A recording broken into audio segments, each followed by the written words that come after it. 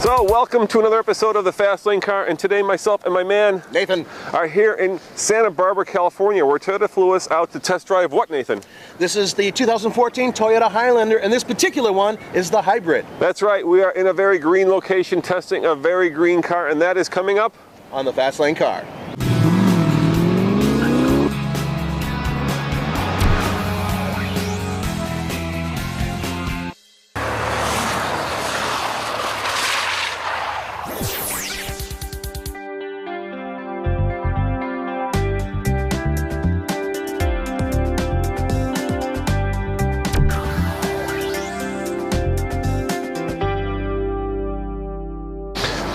Now Nathan, this is the most expensive Highlander in the lineup. That's right. This one, fully loaded, 47 and change. And here's the thing, it comes standard with the all-wheel drive system. And it comes standard with a 28 mpg combined, which is a few better than the last generation. The question is it worth the extra money to go green? Let's find out and take it for a ride.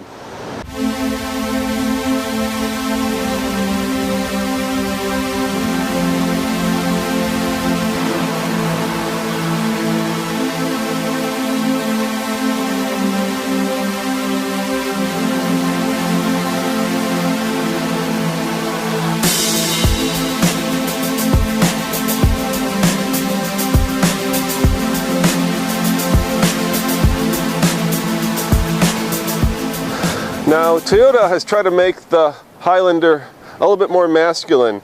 There are things like vortex generators in the light back here, which aren't particularly masculine, but do clean up the airflow. The sides are somewhat slab-sided, so there's not a lot of excitement, but the front is good looking. I think that they have made it more manly. It's got what I think Nathan would call cojones in this new hybrid. No, actually what I would say is that I like the wheels a lot. I mean, they're gorgeous, really, really nice looking. This looks like three different SUVs to me combined. It looks a lot like the Mazda CX-9. It looks a little bit like a Jeep Grand Cherokee on certain angles. And then there's a little tiny hint here and there of the Nissan Pathfinder. So it looks like they crammed it all together, and then they made the front kind of look like a Toyota truck to kind of give it that more cojones style appeal.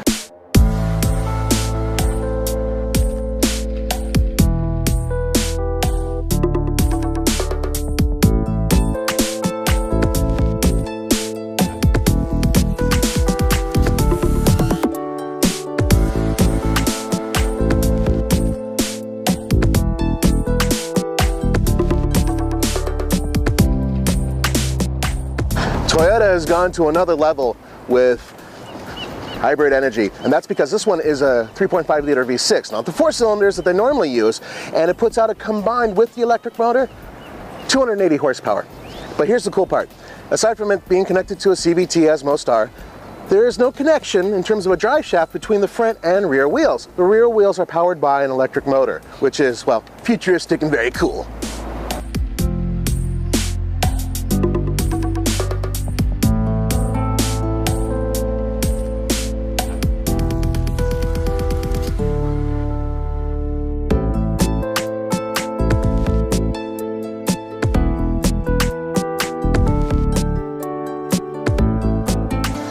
For a while now, Toyota's been behind the 8-ball when it came to interiors, and that's because all of the small players were producing better interiors, and frankly Toyota wasn't, and that has all changed, at least with the Highlander. The interior is much nicer. Everything feels expensive. It's one step below a Lexus. It's comfortable, the seats are great, and so far legroom has just been fantastic, not only in the first row, but the second row, and even the third row can hold a small adult. Observe, very easy to move these seats forward like that. And there's enough room for an average size adult to get into the way back, and very easy for the kids too. And by the way, on the bench seat on the lower models, you could still do this on both sides. All right, Nathan, get back there. Let's see how easy it is. Everybody wants to look at my big ass. I'll tell you right now, it's just not what but it's pretty easy compared to some of the other cars out there. Look at that. Yeah. See it? Sorry, Nathan. Sorry. Oh, hey! I'm not coming back here again. You know, Nathan, we've had now, I think, 3 new Toyotas that we reviewed, and every single one of them, they're kind of punching above their weight limit, right? This feels like it could be a Lexus previous gen, but nevertheless, a Lexus. The quality is that good. And there's so much room. There's so much room back here, and a lot of room in the back. Absolutely. And we're talking about a technologically advanced vehicle here. We're not talking about a regular Toyota. We're talking about one that has several electric motors, a gas engine, lots of electronics, and at the same time, it feels like it's as easy as an analog guitar.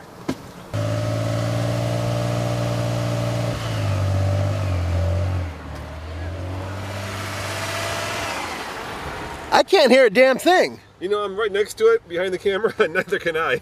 Well, you know, it's a hybrid. They don't want the engine to be peaking or anything else like that. It's almost a generator, you know? Yeah, of course. It's quiet. Very quiet. Nathan, let's face it, these family trucksters are all about the second row and the third row. And one of the things that Toyota has done in this latest generation of Highlander is actually made it more roomy back here. And there is plenty of room for me. How about you? Yeah, even my big gumbo feet can fit under the front seat. And I have room where I can, you know, move around a bit. That's actually pretty damn good. And there is one thing, though, I will say. Yes. I don't like my butt being so close to the ground. It feels like these seats are really, really low. But that's a small niggle compared to all the other things in here that were working for me. Now, you can get this in an 8-person configuration. We've got the captain seats, but you could actually get 3 here and then 3 behind us, which would be really tight for this size car.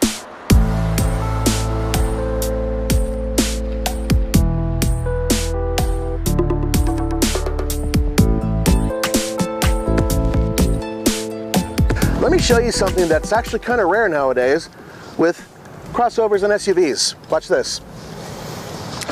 Now I know what you're thinking, big deal, so what? You know what? A lot of automakers are getting away from having this little extra hatch open because, well, frankly, it's a lot of extra engineering.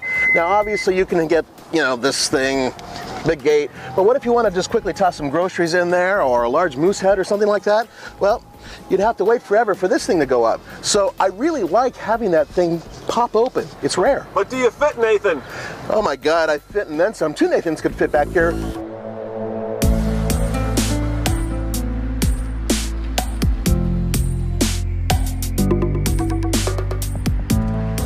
Roman and I have been thinking about this for a while, and we're trying to figure which vehicle does this compete with, and both of us agree that the only one that the hybrid can compete with is the Nissan Pathfinder Hybrid. But in the hybrid and the regular model, I don't fit very well in the back seat, whereas in, wow, I actually can fit back here. Now granted, that's with the middle row being pushed up a little bit, but I can get back here and I can actually sit. Now Nathan, Toyota says that they've put in 36% more room behind the third seat. So let's find out if a standard bag will fit back here with you sitting there. So yeah. The question is, will this close? Here we go. Okay, go ahead. Do the test. Yeah. Easy as pie, piece of cake. I'm saying it's not going to fit. It's going to fit. It's not going to fit. It's going to fit. Well, we're going to find out. Old curmudgeon says it's not going to fit, but I say it's going to fit. Yeah, that's right. Hey, there you are. It does fit, doesn't it? It does fit. 36% more room behind the third row, which is nice for groceries, dog food, small Nathans. The small Nathans, yeah.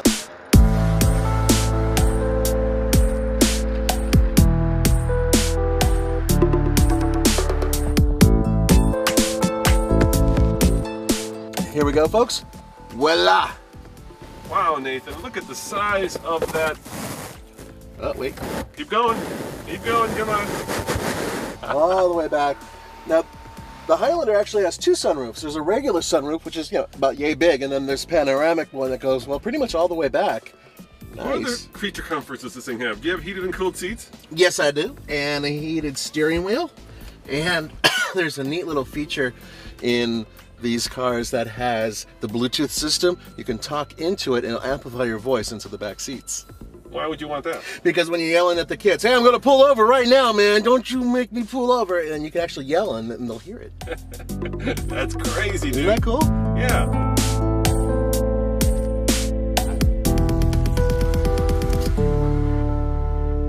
All right, Nathan, 28 mpg for $47,000. It doesn't sound like a lot, especially when the new Accord hybrid gets 50 mpg.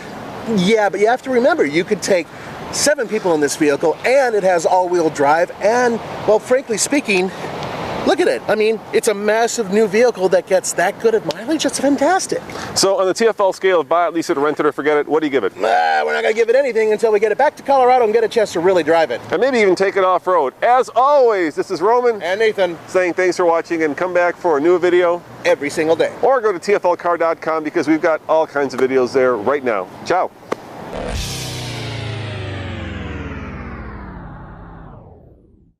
Welcome to another classic TFL car matchup, because today we're doing what, Nathan?